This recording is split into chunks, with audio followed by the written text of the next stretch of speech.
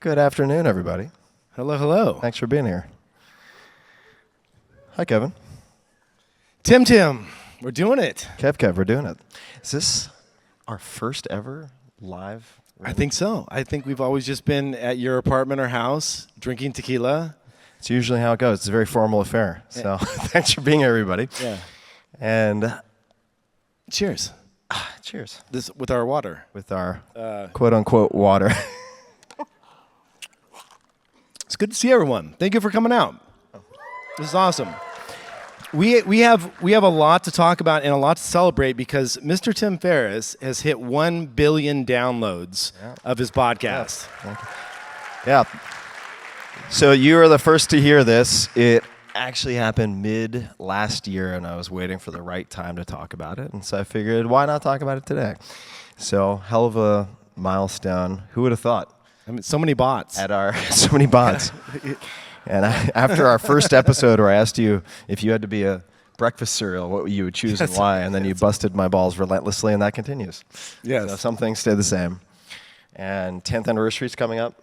Yeah, 10 years. Month. How long are you going to keep doing this? I'll keep doing it as long as it's fun. I still enjoy doing it. I'll probably tighten things a little bit in the sense that return to some basics, really try to be aware of not automatically following the majority in terms of trends or new platforms. I think that's a dangerous seduction. Can be helpful, but you want to be thoughtful about it. So I'll probably back off of video in a lot of ways, as one example. And especially personally, we'll back off of short-form video. Not because there's anything inherently bad about it, but that's just not my game. So I like to choose games where there's some Venn diagram overlap of energy in, for me, recharging, and also capability. Yeah. So a good question that I like to ask friends, I like to ask myself is, what is easier for you than other people, whatever that is. And typically you'll have an advantage there. You either have some particular skill or you have some particular type of endurance that will give you a competitive advantage. Not that you have to compete, it's not zero sum, but holy shit is podcasting crowded. It is really, really crowded. And there's some very, very, very talented interviewers out there. Yeah. So it's become a much more saturated red ocean of sorts. And the practice for me as I pause at 10 years will be to think about how I can create more blue oceans for myself, which I find more exciting. But if it's 15 years, 20 years, I'm going to be having these conversations no matter what. Yeah. The question is, do I record them and then put them on a podcast? I don't know, but I'll continue to have these conversations. So my feeling is, why not just record them? It's not a heavy lift. When you think back over, say, those last 10 years, like there has to be, and not in a slamming way, but there has to be some really challenging interviews that you've had in terms of just like someone was just so sharp you couldn't keep up, or just like, oh God, I was really hoping this would go better. Like any fun stories? You don't, maybe not this would go better, but like who was just like so sharp they just absolutely blew you away? Oh, there's so many. I mean, there are a lot. I mean, Martine Rothblatt comes to mind as one who's just incredibly, incredibly sharp. There are many others. I can tell you one where I was the most intimidated, and it showed up in the recording, which was with Ed Catmull of Pixar at the time, who was the first person I interviewed who I had not had any previous contact with. And we got on, had no established rapport, of course. Very nice guy, very sharp. And I was so nervous. I'll flash forward and give you the punchline. On Twitter and other places, I saw feedback, dozens of tweets that said something like, great podcast, but like MMM ... And I was like, what the fuck? And I went back and I listened to it, and every time Ed said anything, I was like, super Japanese. I can say that. I used to live there. And I was just like, wow, I am like compulsively, nervously indulging myself with this tick. And these days, we would fix something like that. But at the time, I was like, oh, still work to do. Who is the biggest, I have to say, I think I can probably guess this, but in terms of like fanboy, I mean, obviously Arnold, now you're best friends with. We see you pictures, you're skiing, you guys play chess, you do all this shit together. Arnold must have been a huge one for you. Huge. But Hugh Jackman must have been... Also huge. Yeah. huge Jackman. Yeah. He's a large man. Yeah. And everything you would hope him to be, as a side note. I would say there were a few inflection points in terms of guests, because at the time, celebrities on podcasts was pretty uncommon. And A-listers on podcasts, quite uncommon. I would say Arnold was certainly one, that first conversation. For me, Tony Robbins was also another. That was a big one. And a lot of these folks did their first podcasts on the Tim Ferriss Show, which was also really fun for me. Jamie Foxx took 1.5 years, 2 years to get booked, and that just blew my mind. He is the ultimate performer on every level. Jamie Foxx and Hugh Jackman, I would say, certainly standouts in terms of decathletes of entertainment. They can do everything. It's incredible. So I'd say those stand out certainly as a couple of inflection points. And it's just been experiment after experiment, and it's very personally driven, and that is to keep my interest high, and it's also to try to counteract any impulse to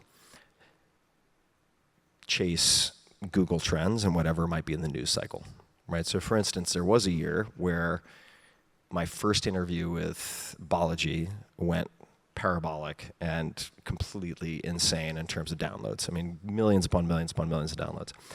And there was Is this one where he got a lot of predictions right? He did, yeah. He got a lot Okay. of predictions right. And it was also sort of peak hype cycle with crypto. And we can talk about that later. We're I'm back. sure there are a lot of orange eyes in the audience who are piercing me with their lasers at the moment. We can talk about it. Cock punch. Hey, I'm still involved. I'm still doing lots of stuff related to that. We'll come What's back going to on? that. Sorry. Too soon. Too soon. So I would say that in that particular case, we had an internal conversation, and I think that you have to be very careful about your audience shaping you. You can become a caricature of your most extreme views or behaviors, and if you allow that to drive your behavior, you can become the mask that you wear. And I've seen that. We've both seen that with folks who have their most extreme views and headlines reinforced on, say, YouTube, and then they suddenly replicate that and emphasize it, and they become that person. Right. They become the actor on the stage. So you have to be careful about that. And the impulse was to do more crypto. I said, no, we're not going to do that. Actually, we're going to do zero crypto for a while, just to make it clear that our priorities for the show are a little bit different. So I continue to be thrilled by the conversations. I've had a lot of fun, and I'll keep doing it as long as it's interesting. Awesome. Because if it's not interesting for me, that's going to be clear to the people who listen. Do you know what I mean? 100%. Yeah. We got a lot to talk about. We have a lot to talk about, and we have much more limited time than we would normally have. 47 minutes left. So let's jump into it. You want to start? You want me to start? You start. All right. So we've come up classic random show style with a handful of things to just BS about. Speaking of crypto, I mean, it's having a moment again. It is. Obviously, very cyclical type environment. Like, we're back up. Things are going crazy. I did something wild, and we always do this weird thing where we say, not weird, but important thing where we say not investment advice. Very important. I took, over the years when you leave various jobs, you tend to have like a little 401k sitting over here, or if you've done a Roth IRA or something like that. The nice thing about the fact that we actually have ETFs now is that you can put actual crypto in. You buy these actual ETFs that are crypto. I mean, we all saw that got approved. And so what I decided to do was take all of those retirement accounts, and there's like 3 or 4 of them, and just convert them all to Bitcoin ETFs. And this sounds crazy, and I'm not saying that this is for everyone, because certainly I believe it's not for everyone. It's not for everyone. But the nice thing about it is that at retirement, you get all those gains tax-free. Mm-hmm. And the thing that people don't know... If there are gains. If there are gains. Yes, that's right. If there are gains. But the thing that people don't know is that there are so many competitive ETFs that are out there, right? You got BlackRock, you got Fidelity, Franklin Templeton, you've got probably another dozen or so, and they all charge management fees. But if you take a look behind the scenes and actually peel back, who is providing the services underneath these, just tickers? It's largely Coinbase. Fidelity is the only one I think that does their own custody of actual crypto. There might be one or two others, but almost everyone is Coinbase on the back end, okay? So really, at the end of the day, what you want is the lowest fee. And so Franklin Templeton has the lowest expense ratio of all of these, and so I just moved everything into Franklin Templeton's ETF and just keep it that way. And then at retirement, 59.5, you get to start taking disbursements of that. And if there are gains, you get them tax-free. So it's kind of a fun little hack to do. Just if you want to see that upside over, the next couple of decades, if there is upside, and take it out tax-free, which is, I typically would never, obviously, if you're just going to go buy and hold Bitcoin, why pay the fees, right? There's tons of exchanges you can go and pay less. You don't have to pay an annual fee like you would with an ETF. But if you're going to do it in a tax-free account, that makes a lot of sense. Yeah. So that's my one fun little thing I did the last couple of weeks. I've had a lot of fun little things the last couple of weeks, but that was. What would be second place on the Jesus. roster?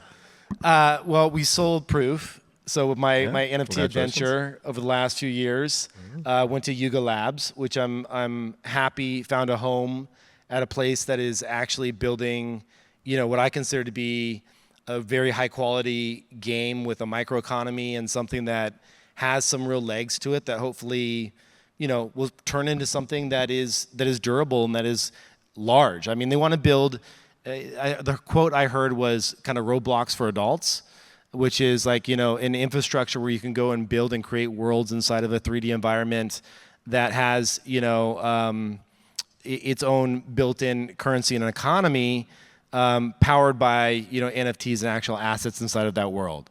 So I realized finally it came to the stage where after being a couple years in, I know I'm not the hardcore degen. I'm not going to be getting there on stage trying to tell people things. Tell people about crypto. Up and up and up.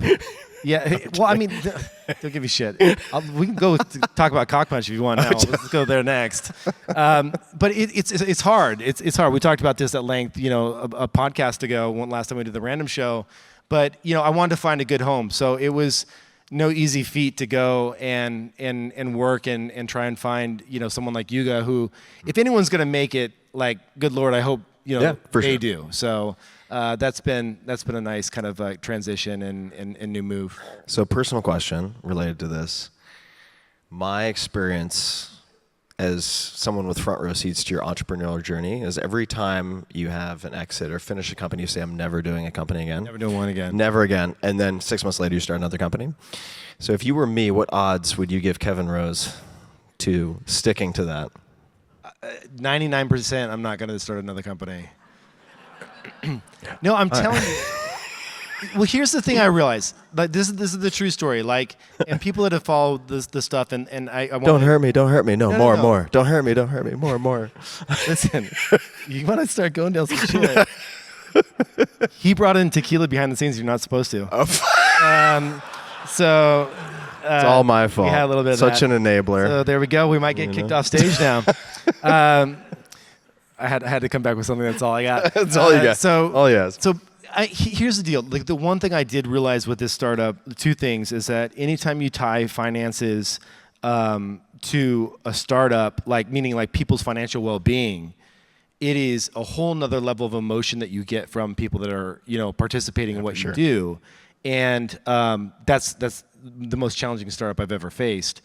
And then the second thing I realized is that I love that early stage ideation, coming up with the idea for zero fasting early on before it was a thing, and or Dig in the early days. I don't like the scaling aspect. I appreciate the one woo out there. Somebody remembers Dig. But I don't appreciate the scaling. I'm just not good at it. It's not in my DNA to be able to manage the call it, when you're just getting started, it's the 10 things you need to do, and then you get to 5, 10 people, 15 people, 20 people, and all of a sudden there's emotions involved, and not everyone's up to speed, and there's a lot of more of the just logistical management of humans, which is quite challenging for me personally. I like the idea side of things, so yeah, I'm done. I mean, I'd much rather focus on things like content creation and hopefully finding and seeing around corners early enough with the podcast where we can expose people to the next big thing, and they decide whether they want to get involved or not me creating that next big thing. Yeah, and for people who've been paying attention for a long time, Kevin has given previews of the future many, many times on the Random Show, on this podcast. So I do think your superpower, one of your superpowers is either super early stage or actually public market, super mature, but not in between, not so much in between.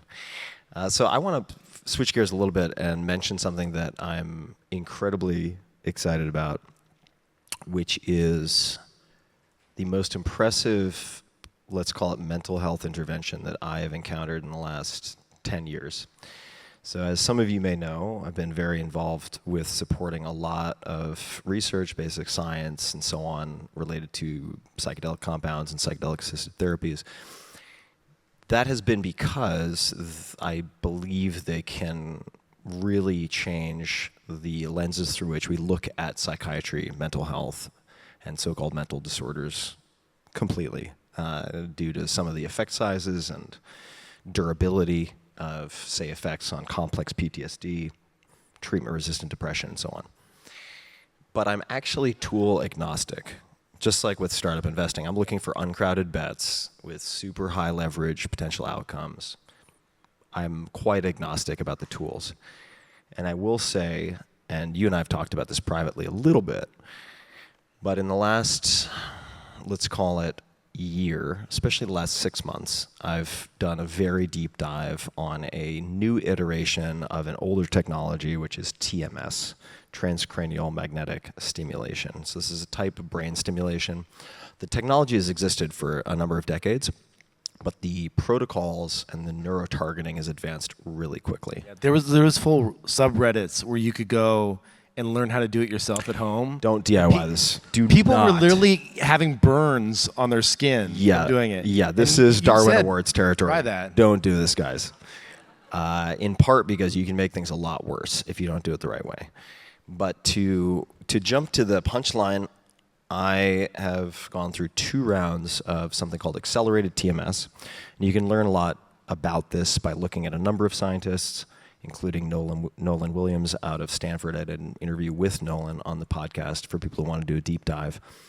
And they developed what was previously known, it's gone through some rebranding, the SAINT protocol, which is a very condensed protocol for administering TMS. So you have these magnets, they elicit, in this case, theta bursts.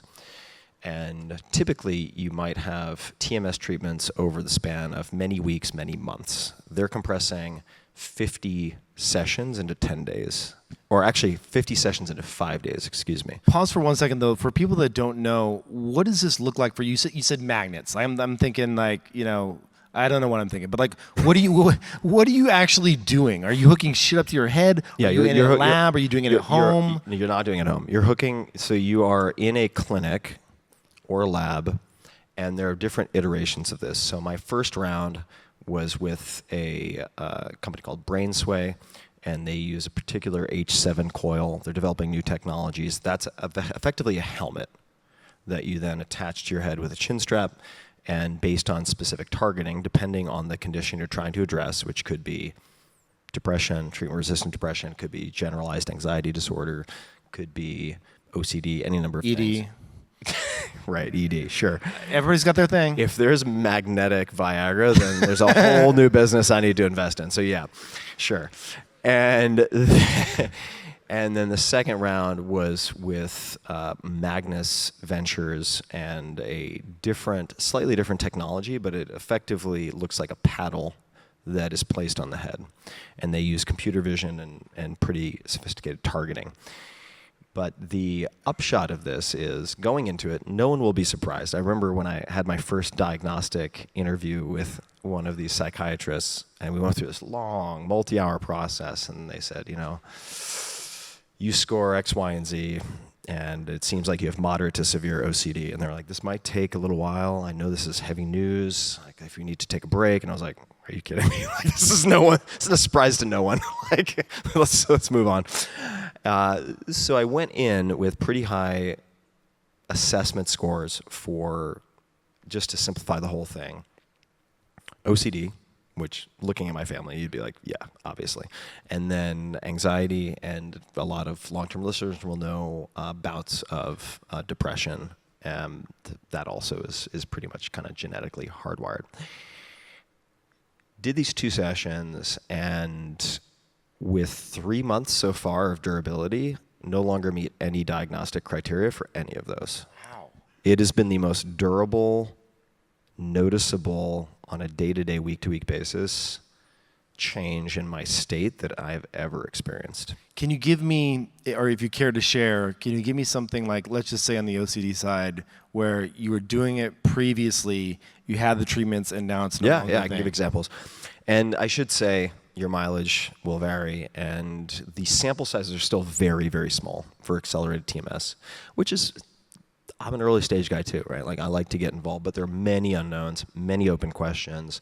They're still in, I want to say, thousands in terms of subjects. In some cases, for say OCD, it's probably fewer than 200 would be my guess. I'm making up some of these numbers, but I don't think they're very far off. So there's still a lot to figure out. But as an example, I've had lifelong onset insomnia where my brain will just not quiet down. You know, my mind is like, I've been waiting all day to talk to you. You know, and and it can take me an hour, 2 hours to fall asleep. In 3 months, that's effectively gone to zero. None of that. That's crazy. Like the best sleep I've had in decades. Do you look at aura data as well to see, like, am I getting the proper deep sleep? Am I getting I haven't gone super granular. I recognize how that could be helpful in a sense, but I really feel like we can outsource our awareness to devices and metrics where it's pretty. Well, you know, when you wake up, if the effect size is large enough, it should be pretty Yeah. obvious. I will say, there are some people who respond inversely to this, right? It can worsen some people's conditions. I've seen a number of lives transformed. We have the most data for depression by far. And if you talk to really competent, sophisticated psychiatrists who have keep abreast of the latest technology, they will say, finally, TMS is delivering on what we hoped it would deliver. Like, the promise is finally we're seeing some of the results we were hoping to see. So there's been so many devices, even at home devices, that claim to do, TMS, that you can literally, I've seen them on Amazon. Yeah. But here's the real question is, like, okay, obviously you did all of the proper due diligence around figuring out who's the best in this business that's actually doing the real science. Mm-hmm. How soon until that actually propagates out to clinics where you would feel comfortable saying, okay, now's the time when the average person can go and do this? Yeah. It's hard to say. I will say on a widely distributed basis, but that's also like Uber Black got all this criticism early on, and then those people subsidized the development of Uber X, and over time, cost went down. And that's how. What's the price? Well, I would say it ranges at this point, because insurance will not cover accelerated TMS, at least as far as I'm aware, from, let's call it, if we're looking at competent, well-trained outfits who are vetted, $5,000 to $15,000 for that 5-day period. But here's the thing.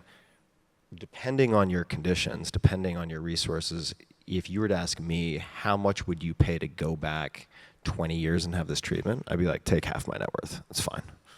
Like, the payoff is so noticeable. Now, it's not a silver bullet, nor are psychedelic assisted therapies, by the way. It's not one shot, one kill with conditions. So most people will go back for boosters every 3 to 6 months for, say, a single day of treatment, not necessarily 5 days. But when I say effect size, people can look this up, but the magnitude of change and durability is so far beyond pretty much any conventional treatment that I can think of, especially if you exclude maintenance therapies that are really just covering symptoms or suppressing symptoms. I'm very, very excited about this. In terms of time, I couldn't tell you. I think that it will be more widely available at retail where people pay out of pocket in the next 6 months to 12 months. How will someone know if that has been the same thing that you're doing? Is there some type of like certification, or what do you look for? Because I've seen these types of clinics, or I've seen it being offered in various places. Yeah, I would look for people who have real clinical experience, who are working with established hospitals and have some bona fides. There's a lot of fly-by-night TMS operations, just like there are lots of rent-a-shamans on like Craigslist and Facebook who did some weekend yoga course in Costa Rica and suddenly they're going to save your soul. Probably not a great idea. Similarly, if it's like, yeah, we run a dentist's office and we offer TMS, like, maybe you don't do that. Or like the people who are like, yeah, we will fix your nails and give you semaglutide. Like, that you mix in the bathroom. Like, maybe you don't do that. So I think common sense applies, but it has been really fascinating. And the reason you don't want to DIY it, or one of the many, many reasons you don't want to DIY it, is that you're dealing with very sensitive circuitry. Right? This whole thing in our heads, as far as I know, is powered on roughly the electricity of a light bulb. We really don't know how it works, how we're able to function at such a high level. I suspect there are all sorts of, and this is true for all faction, but like quantum effects and many, many complicated mechanisms that we just do not understand. And when you're applying a magnetic pulse to your brain, you are, and this is simplified, but you're either activating or deactivating, right? Enhancing or suppressing some degree of activity or a network of activity. And if you screw that up, you can get the opposite of what you're looking for. Is there any real time like feeling? Like when you're sitting there, are you like feels like someone flicking the side of your head.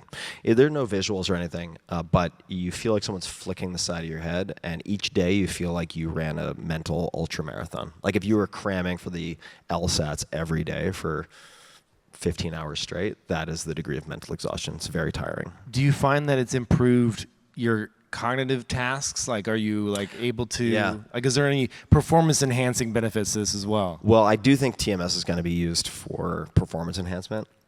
I think it could be used for sports enhancement and many things. So I do think, especially in the world of anti-doping and so on, that athletes are going to start to use TMS pre-competition for enhancing, who knows, visual acuity, reaction speed. That's going to happen for sure. Because you can already use TMS to change trait hypnotizability. Like if you want to make people more susceptible to being hypnotized, you can use this. It's going to get super wild really quickly. I will say that one thing I have noticed on the plus or negative side, depending on how you look at it, is that I've been so much less productive in the last few months. You seem really chill right now. Yeah, super chill. Here's what I would say. I wouldn't trade the productivity for my current sense of calmness. And I was chatting with a therapist about this, and they said, well, I think for a lot of people, that anxiety is used as a fuel to work, to basically run away from things, not run towards things. And I was like, yeah, I could see that.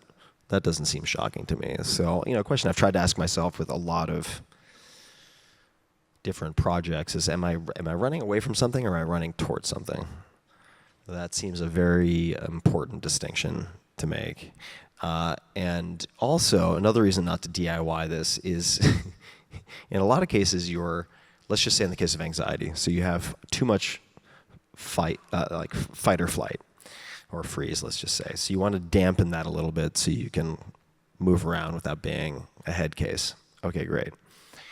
You still need some of that fight or flight in your life, so you can over dampen that. Or maybe you want to increase your parasympathetic response. This is going to be very personal. I didn't really think I would talk about this publicly, but so there's a shorthand in medical school. They say point and shoot. In other words, parasympathetic to get an erection, sympathetic to orgasm. Both of those are really important. So after I got my sympathetic smashed, I couldn't orgasm for like 2 weeks, and I was freaking the fuck out. I was like, did I just completely screw up my hardwiring? Like I'm never going to orgasm again? That seems like a high tax to pay. Fuck, you know? was the engine there? Scary moment. Like you didn't have a problem with the thing. Point, no. No, okay. It was just the finish. It's the shoot that was the problem, yeah. Jesus, man. So like that could freak you out. Or let's say this is classic Tim Ferriss, like early, like trying the craziest shit. I'm taking the bullets so other people don't necessarily have to. But these are all reasons why you don't want to buy a kit on Amazon and just start zapping your brain while you're watching Netflix. Yeah. All right. Unless you're fast and you need to slow down. Hey, if somebody else wants to run that N01, like knock yourself out, but I'm not going to do that. Yeah. So. All right. Anyway, moving on. All right. That's so. Last question, and then we can move on. Is there a website or anything where you went? Like, where did you go? If someone's listening to this and they're like, I want to go where Tim went. Yeah, I mean, this is where I would like to have, and this is not for any reason other than I'm going to defer on that just because I want to have some more experience. Also, I want to do a follow-up. I want to see what the durability looks like before I start recommending outfits. So I will do that. I'll have more to say about this. But for people who want to do a deep dive, Dr. Nolan Williams and the podcast that I did with him touches a lot of this. I will also say just a quick note, which is there are some theories around, say, depression which are not chemically focused. So instead of like, serotonin imbalance, this imbalance, which is a little antiquated in a bunch of senses. It's not that it isn't a non-variable, but it doesn't seem to be the primary determinant. It could be that different structures in the brain are firing out of sequence. Mm-hmm. And you can use the TMS to correct that sequence. So instead of firing like BAC, it's like, let's slightly tweak that system so it's firing in what we see in normal healthies, which is ABC. Pretty interesting. Yeah. To be able to basically just reset the tripwire sequence. Yeah. So something I think we'll be hearing a lot more about in the next handful of years. And it is better tolerated than most medications. Like from a risk profile perspective, for most people, in very rare cases, it can trigger seizures. Like there are adverse side effect potentials, but for the vast majority, very well tolerated. Yeah. So I'm excited about it because, for instance, psychedelic assisted therapy is contraindicated for lots of people. There are many people who should not take this or engage in that type of therapy. Too many risks involved. People with, say, borderline personality disorder, with family history of schizophrenia, etc., but they wouldn't necessarily be automatically excluded from doing something like accelerated TMS. Yeah. So that's exciting to me. All right, we've got 22 minutes left. What you got? They're cutting us off. So one of the things that dawned on me at South by Southwest, and I'm curious to get we'll do a poll at some point here, but one of the things that's really challenging, at least for me personally, is like when we go to these events, or you go to events and gatherings, social gatherings, I'm okay on stage and I'm okay interviewing folks, but I actually don't like social events. Like I get a little anxiety around them. Yeah. And it's largely because it's like Thank God you had the tequila beforehand. Huh? Yeah, exactly. The social lubricant does help, but it's largely because it's a lot of kind of like small talk, like what do you do for a living, like this and that, right? Totally. I had this fantastic guest, Charles Duhigg, recently on the podcast just a couple days ago. Great author. Fantastic, called Super Connectors. How many people like have a hard time at events? Like raise of hands, just out of curiosity. A lot of people. Yeah. It's a challenging thing, and so like those icebreakers and all that shit. Like I just don't know what to say. Mm-hmm. And this author was fantastic. So Super Connectors is the book that I just am in the process of reading right now, and it's really about a couple of things. Like one, how can you get to a deep conversation quickly, and then how to build trust with the person you're having a conversation with. And that can be used for relationships, like first dates. It can be used for eventually, working business partnerships. Like, how is trust actually formed in terms of social interactions? And a lot of it comes down to the questions that you ask, and actually the follow-up questions that you ask, and then the reciting of what the person said to make it them know that you actually heard what they were saying. And so it's just a fascinating, fun topic. And I was just curious, like, is that something that like you've ever had issues with, or have you ever studied, like, how to create these like lasting long bonded kind of like connections with other humans? Yeah, I think about it all the time. You really? Oh yeah, for sure. I can pretend to be the extrovert and play the extrovert on stage like this, where I'm safely at a distance talking to one person in front of a lot of people. But I am very introverted. You've seen this. Yeah. Where it's like if I'm at a big group dinner, I'll take 20 bathroom breaks. And it's not because my prostate is old. It's because I need to do Lamaze breathing in the bathroom. Be like, okay, I'm okay. Smile, and I can get back out there. So I've thought about this a lot, because what I've found also is that if you study this type of thing, it makes you more comfortable and less overwhelmed in these circumstances. Yes.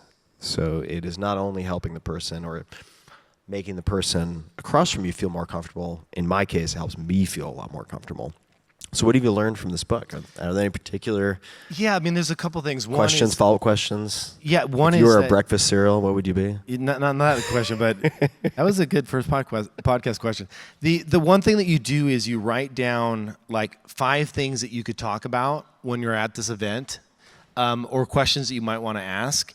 And there was this research study that was done that people that wrote down these questions and they put them in their pocket, they never used the questions, but it put them at ease, knowing that they had the backups in their pocket, and then it led to more natural conversation. Mm-hmm. And then the second thing is just really going in and being naturally curious about the person and asking, like, if you were saying, "Hey, I just tried this new brain stimulation technique," it'd be like, "Oh, that sounds really fun." Like that's a dead end to that, right? you would say like, "Well, I've read a little bit about this, but like, can you tell me more about how it's actually helped you?" And like, it's like what you just did. Yes, exactly. I was actually ninjing on you. Yeah, I feel very at ease with you. Yeah, exactly. But I'm not going to go anywhere I could go there. But it is a one thing where there's like these little tactics. But the interesting thing is you're not faking it.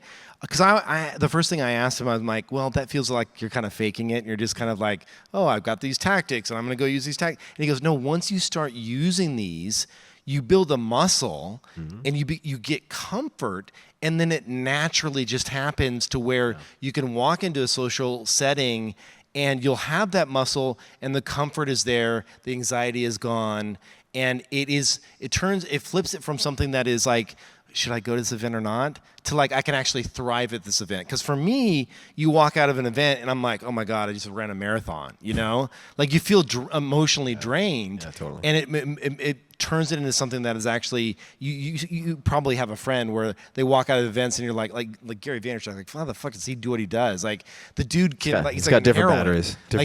Yeah. He's got different batteries. Different batteries, yeah. Yeah, and it's like you watch someone like that and you're like, how do you feed off of that versus getting drained from it? And there's a lot of tactics there. So anyway, I just want to throw it as a fun book to tune into, and it was a really fun podcast that we did. So side note, which is related to something you said about having the backup topics and then never using them. Yeah. A friend of mine, Neil Strauss, I've known forever, very funny, skilled author. He was also a journalist for a long time and interviewed dozens of the top celebrities and politicians and so on of the era. And he would do tons of prep. He would have all these questions written out on a piece of paper. He'd fold it up, put it in his pocket, and never look at it for the interview. Yeah. And it was just to have that confidence and comfort. Well, if you hit a dead end, you've got something to fall back on, right? Yeah. And I would also say, quite apart from that, part of how I have resolved for myself some of the social anxiety is just assume that anyone you meet, like everyone knows everyone, in the sense that if you go to a party with 30 people and you talk to one person for the whole night, that is not a waste of time. Yeah. Even if you misfire over time having that habit, it's a very small world. Oh, here's a good one. Speaking of talking to one person, have you ever found yourself in a conversation where you're like, I got to get out of this conversation, right? Yeah. You want to move on to the next person? Abort. This is a really good hack, actually. He told me... You want to do some heroin? And they're like, what? Exactly. You offer them heroin, they're like, I'm going to go that way. No, what you do, this is a brilliant one. It was one of my favorite ones that he dropped on my podcast at kevinrose.com. What he did is he said that what you can do is what you want to do is you want to go in there and you want to say, hey, listen, I have some other people here that I need to go have a conversation with, but I want to ask you one more thing about what you were just saying. Because then it's not that I'm not interested in what you were saying. You're dismissing yourself. You're saying, I'm going to do this thing, but tell me a little bit more about what was so interesting about you. Yeah, which is a really fascinating little hack. That's a good softening instead of like, hey, my cat's on fire. I'm so sorry. Right, exactly. Yeah. I want to give people a little Scooby snack, which is totally unrelated to zapping brains or point and shoot. This is, if people want to hear something that 99% of you will hate, I'll give it to you anyway. I'll give credit to S. I'm not going to mention her full name, but there's a band called Ginger, Jinjer. This is a Ukrainian metalcore band. It is super hardcore. The range is impressive. With the vocalists involved, it's very hardcore. But this was introduced to me, and I've been listening to it.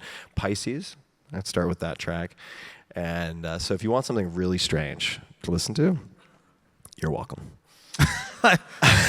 This is the Random Show. It's the Random Show. Got to live up to the name. Okay, I'm going to give you one then. Sohn, S-O-H-N. Yes. The artist Sohn. You've been texting me nonstop about Sohn. Sohn is amazing. Right. Underrated. I mean, he's got some tracks that have like millions of views, but like underrated, like amazing music just to chill out to. So S-O-H-N. S-O-H-N. Also the name of a great finance conference. Unrelated. All right. Okay, Android/Gemini. I want to hear about this. Well, yeah. Okay, I'll hit one real quick. You hit one real quick, and then we're coming up on time. But so We got 14 minutes. yeah, it's true. Every 6 months, I try to move to Android, and I fail, and it sucks. Yeah. I really want to do it, and I get the phone, and I'm like, okay, I'm excited. This is the first time where I installed the beta for Gemini, and Gemini is their AI stuff, right? Their Chat GPT competitor. Gemini sucked like 6 months ago. Not even that, like 3 months ago. It was horrible. It's got a lot better. Yeah. And no doubt, I mean, it's Google, right? You're going to throw some serious resources at this and figure out this problem. They did this update where you can actually integrate it into and replace the assistant on your phone now. Mm-hmm. Much in the way that you can assign to the new Apple iPhone, you can take this new button that's in the corner, the action button, and assign it to ChatGPT. I saw him using this in the green room. We had a disagreement about I was very impressed. milligrams and coffee of caffeine. There were a few hallucinations, Yeah. but it was pretty convincing up until the punchline. But the crazy thing is that for the first time, I realized that like I can't move to Android full time because of the freaking bubbles, the green bubbles. But aside from that, I will say that it was providing me insights that were actionable, relevant, and unexpected, which I thought was just fascinating. Like, I'll give an example. I was supposed to head to the airport to catch a flight to come out here. And, I'm with my family, with my kids. I want to say goodbye to my girls. Getting to LAX from my house is about an hour-ish and change. You never know, right? And I got a notification. It was like, hey, we saw on your calendar the flight. We know that the time you have to leave. This is your check-in. This is your carousel. And you actually have an extra 30 minutes. And I was like, holy shit. That was like all proactive, right? And, you ask Siri something, you're like, hey, how many points did Steph Curry score last night? And like, sometimes like... I'm sorry, I didn't get that. Yeah, it's like, here's your results from the web. And you're like, gee, thanks. Like, okay, I could have Googled that, Siri. But like Gemini now is giving you all that shit in real time. Yeah, it's very. And I'm like, it's on. Like, Apple has to really go hard, as obviously they are, and they just haven't announced it yet. But it's getting pretty awesome. I'm excited for the future of what this is going to bring. Also, translation and simultaneous translation of your conversation on Android is incredibly impressive. Yeah. And it's going to get better. So this is a true story. Right now, yesterday, I saw my podcast fully translated into Spanish and Japanese in my voice and in my guest's voice. And then I have another company that is doing the lips perfectly. And so now you have very supple lips. Yeah, they're very plump. I get the injections. They will be. I don't. That'll just be like pulled out and put on Twitter. They will be It's going to be on my YouTube. They will be released. They will be released actually in all these other languages, and I'm imagining you're going to be doing that at some point soon. Yeah. It's surprisingly straightforward. We'll all be hitting a global audience in like every product and everything we do in the next 2 to 3 years. Yeah, I mean the sheer volume of content production is going to be so outrageous that I think there are going to be a number of secondary and tertiary effects, including I think the half-life of fame is going to go down dramatically, right? There's not going to be another Oprah who has command over half of a country with a show like that, and the decay rate is going to be really fast, which I'm looking forward to personally because I don't know. There's some. It's like public thing gets a little tiring. What do you think about Jake Paul and Tyson? If I've read some, God, okay. So if we're gonna, would you so step Tyson's into the ring with 57 years Tyson? old. He's in incredibly good shape. Given everything. Did you watch those clips of him like punching the? He's still got some serious in the tight turquoise shorts. Yeah. I hope he wears those shorts when he fights. So yes, I don't want to fight Tyson. I have heard rumors they're going to require headgear and 18-ounce gloves. That's bullshit. They can't do that. That gives too much advantage to the young buck with more endurance. I'd say if you're going to fight, make it a real boxing match. If someone said, Tim, you don't ever have to podcast again, $200 million, step in with Tyson. No, absolutely not. Dude, you wouldn't take 2 rounds. You take one punch from a professional fighter and the TBI, you're not going to be able to count afterwards. So, well, you got your magnets and shit. You'll be fine. Got my magnets. Yeah, no. I need no more head trauma in my life. I think Tyson's gonna kick his ass. Yeah, I mean, which I respect the guy because he went from YouTuber to like legit fighter. Like, no doubt, he would make a very good. He's a serious fighter. He's a serious fighter. I would say if it is to be a credible fight, no headgear and regulation-sized boxing gloves. Having spent some time doing this kind of stuff, yeah. If you make them like the giant sumo costume, like protective outfits. No one wants to watch that though. There can't be people headgear. will watch it. People will watch it. But if you have all those protective mechanisms in place, it discounts the power and it rewards the speed and endurance, and that's going to favor. So Tyson's going to favor a younger fighter. Tyson's not going to wear headgear, but he is. I'm saying just the rumors I've heard is that both of them will wear both, but that negates the advantage that Tyson has and should have in such a fight. Yeah. My opinion. Yeah. So make it real. If you're going to do it, make it a real fight. So let's see. Let's take a look at... I wish we could do some audience questions, but we didn't set that up ahead of time. We didn't set it up ahead of time. So, I got one we should touch on since we talked about point and shoot. Do you want to talk about Kevin's deflated balls? That's my line item here. Yeah, we can. Thanks, Tim. Appreciate that. Yeah. How do we even go into this? So one of the things that I find fascinating is these GLP-1 inhibitors that are going around, the Ozempic and the Mounjaro, et cetera. Because it's going to change everything. They're talking about, like, honestly, with as much weight loss that's going to happen over the next decade, the cost of flights will go down because there'll be less weight to actually, like, these are where they're going with this. It's insane. And a lot of major retailers budgeting for decreased snack consumption. Yes, it's crazy. So one of the things that people don't know about this is that these started off not as weight loss drugs. I mean, people probably know this, but as type 2 diabetes drugs. And so they're primarily used for glucose control. And one of the things that I've always had an issue with, I went to Attia a decade ago, and he tested... Peter Attia, also a great podcast. Yeah, fantastic. Attia is great. The Drive podcast is fantastic. He made me do something called a glucose tolerance test. You drink a big sugary drink, and you watch how quickly your body can dispose of the glucose. Unfortunately, mine's really shitty. It takes me a long time to get the glucose out. And so these drugs were always interesting to me from that point of view, like how can I have better glucose control? Largely because my dad died of a heart attack, my grandfather died of a stroke, like cardiovascular disease is rampant on my father's side. And so there's a 20, this is like data we asked ChatGPT earlier. It's real data though, you can go on their website. There's a 20% reduction in cardiovascular events for people that are on these drugs. Even accounting for the weight loss. Even taking into account and controlling for the weight loss. And so I tried it a long time ago with Tia, just because I was curious. This was like, 6 years ago.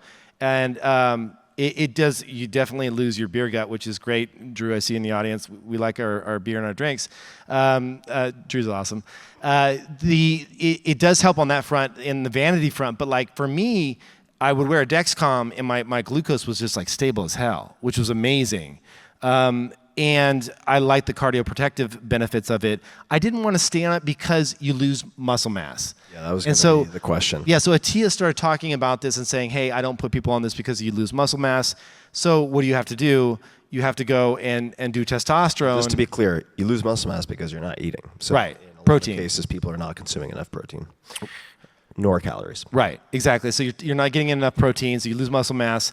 And so you can do testosterone replacement therapy to counter it. It's a whole mess. But if you do you've done testosterone replacement therapy. Did it post-surgery. Yeah, I did a whole cocktail of You've things, never hit a little juice on the side? No. You hang out with Arnold, dude. You never hit a little... It's not like we're having omelets and steroids for breakfast. No. Yeah, I have a lot of thoughts on this, but I think that post-surgery, for certain instances and so on, I think it's indicated. I think people need to be aware of the risks that they're taking and post-psychotherapy and various things that they need to take into account. Yeah, but if you do it also, you lose a lot of things down there. Like your balls shrink down. Yeah, they turn into raisinets, just as a side note. Raisinets, yeah. So anyway, it's not, it is a balance. This longevity thing is a really tricky thing. And the thing for me is like, I've never wanted to be someone that like, I don't believe in like living forever. I don't want to do that.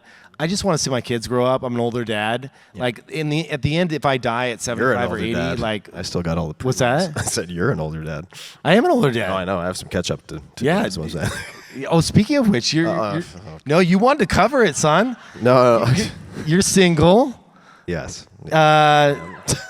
I actually hear there's surprisingly some ladies in the audience, which is amazing. Meet Tim Ferriss on the sign. He is signing books. And how's that going, dude? What's it like now these days? I mean, look, anyone here who's participating in modern dating, I think, would agree that it's pretty fucking bizarre. So, look, there's some amazing people out there. It is also, I think, depending on your standards. One of my friends, I won't name him, but he was like, oh, you and your standards. But if you have reasonable standards, it is like finding a needle in a haystack because you're starting from like all the apps or all the humans in the world. So I think you need to have some pretty tight criteria if you're going to make that remotely tackleable. Like it's like dating on one hand is very fun, and on the other hand, it's incredibly exhausting. How low do you go? Just out of curiosity. How low do I go? Yeah, what are you talking about? I mean, like, okay, I get how that could be taken a few different ways, but like, slow is necessary. Let's just say somebody's a fan. You got one taker. You got one taker later. That was quite the scream. Not against it. I'm not upset. I'm like at your age. Are you going? Like, was it 27, 30, 32? I mean, look, I would say, oh God. All right. So I would say 28 plus is what I'm looking for. Like I want someone who has a reasonably formed identity and has demonstrated the ability to handle hard things in life and so on and so forth. If somebody is still really on the path to establishing in their own minds who they are, I think there's a lot of risk in that, right? Because people develop in different directions, and it's good to see someone who's reached some point of confidence in themselves and they have a degree of self-awareness in who they are, what they like, what they don't like. Yeah. That takes time. So, I will say one thing, like behind but it could also be, quite a bit above that. I'm not married to that, but I would say the lower bound. But you also want kids. Also want kids, so that's a whole hot third rail that I'm not sure we want to touch. It gets people very upset. But yeah, like there are some biological realities for sure. One of the things I will say that I do really respect about you is like I've had the chance to, as have you, to bump into a bunch of celebrities over our time in just mingling with folks. And when you get to a certain state of notoriety, it's easier to date. And one of the things that you've always said to me is like you want someone that is like challenging you intellectually. And you've always had these really high standards in all the right ways, like not just like looking for. I'm looking, and it's not necessarily like a canvassing Mensa for my next chess partner type of situation. I don't want to. The last thing I want is to date me with long hair. Right? That's just like that's nightmare. scary. Let me jump off a building now and like end it before it gets bad. But what I am looking for is someone I can admire. Like there should be a mutual admiration, and the reasons for that can be many, right? But it's like somebody that impresses you, that you admire, which is very different from respecting, right? Like respecting can have a negative connotation or an obligation feel to it, whereas admiration, like you can't force that. Yeah. You can't do that because other people demand it. It's a very organic thing. So I'm certainly looking for that. I'd say we're going to get yelled at, but we can push a little bit. No, we can push a little bit. Another 60 seconds? You guys okay with another 5 minutes? All right. All right, we'll go a little bit longer. To shift gears just a little bit, just because you mentioned something that has been on my mind a lot, if this might be helpful to anyone, lifespan, life extension. This is in the water. A lot of people are talking about it. A lot of people are obsessing over it. And a lot of folks are mostly like tech males, if I'm being frank, but a lot of people are interested in not dying, so there is that. But there's a lot of bandwidth, a lot of money being allocated to thinking about life extension. And I would recommend, we mentioned Peter Attia earlier, Outlive, his book talks a lot about health span, not just lifespan. Take a look at that. But on a very different level, I've been thinking a lot about experiential lifespan. So I think most people in this audience have probably experienced varying degrees of time dilation, where maybe you go on an extended hike, maybe you take a few days to do X, Y, and Z. Maybe it was during COVID because of everything that was changing minute to minute, where you have, for periods of time, an increased frame rate. It's like your normal frame rate, I'm making this up, it's like 24 frames per second, but then you go to like 1,000 frames per second, and an hour or a day or a week can feel like months. So I've been thinking a lot about how you can engineer that and schedule that in your life. And if you, say, schedule 3 or 4 things that you know produce this time dilation for you, if that, say, just based on the frame rate, right, kind of expands your year experientially to be an additional 3 months, even if you don't extend your max lifespan, you've extended your max experiential lifespan really significantly. So what's been your strategy for that? Because there are a lot of miserable fucks who want to live forever. I mean, let's be honest. I hate to say it, but it's just like, oh, wow, you just want to make this painful journey as long as possible. Okay. Yeah. Like, that's one way to go about it.